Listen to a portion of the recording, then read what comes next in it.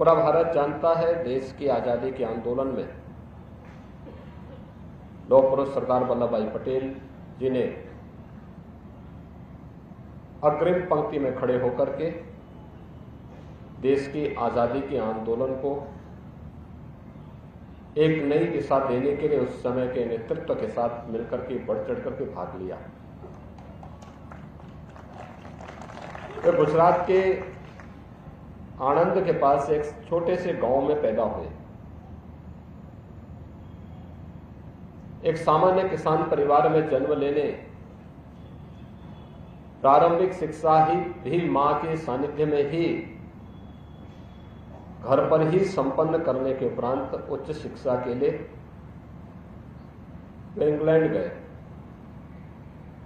वहां से लॉ की उच्च शिक्षा प्राप्त करने के उपरांत भारत आए, लेकिन देश के अंदर आजादी का आंदोलन उस समय चरम की ओर बढ़ रहा था।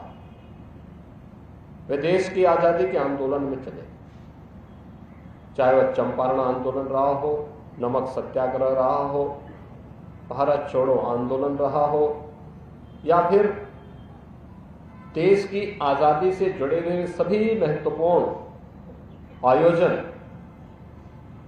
उन आंदोलनों में बढ़ चढ़ करके भाग लेकर के भारत छोड़ो आंदोलन के दौरान उन्हें जेल की यातना भी झेलनी पड़ी थी। उन्होंने एक और देश की आजादी के आंदोलन के साथ बढ़ चढ़ करके भाग लिया, दूसरी तरफ अन्नदाता किसानों की समृद्धि के लिए, उनके उत्थान के लिए अनेक प्रकार के अभियान भी, जन जागरण के अभियान भी उस दौरान उन्होंने चलाए।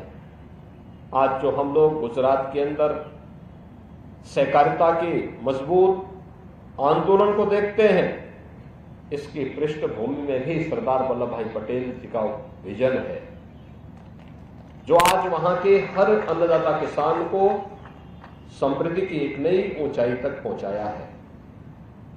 बहनों और भाइयों, 1947 में देश आजाद होता है।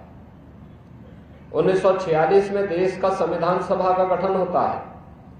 संविधान सभा के प्रमुख सदस्य के रूप में, स्वतंत्र भारत के पहले गृह मंत्री के रूप में उन्होंने न केवल देश के एकीकरण के वर्तमान अभियान को एक नई ऊंचाइयां प्रदान की, 563 से अधिक रियासतों को भारत गणराज्य का हिस्सा बनाया।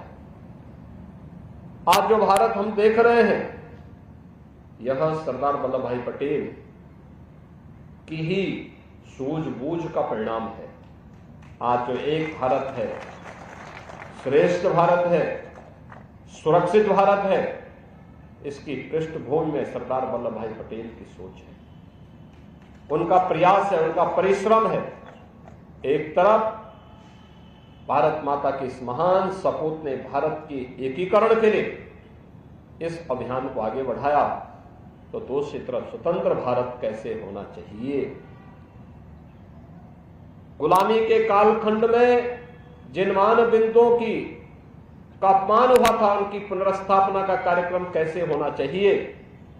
सोमनाथ मंदिर के पुनरुद्धार के कार्यक्रम को भी उन्होंने अपने हाथों में लेकर के देश के अंदर सांस्कृतिक भारत की स्थापना का जो अभियान उस समय चलाया था, आज उसी का परिणाम है कि लौह पुरुष सरदार वल्लभ भाई पटेल की उन स्मृतियों के प्रति श्रद्धा व्यक्त करने के लिए, कृतज्ञता व्यक्त करने के लिए आज प्रधानमंत्री मोदी जी के नेतृत्व में नया भारत पूरी प्रतिबद्धता के साथ कार्य कर रहा है।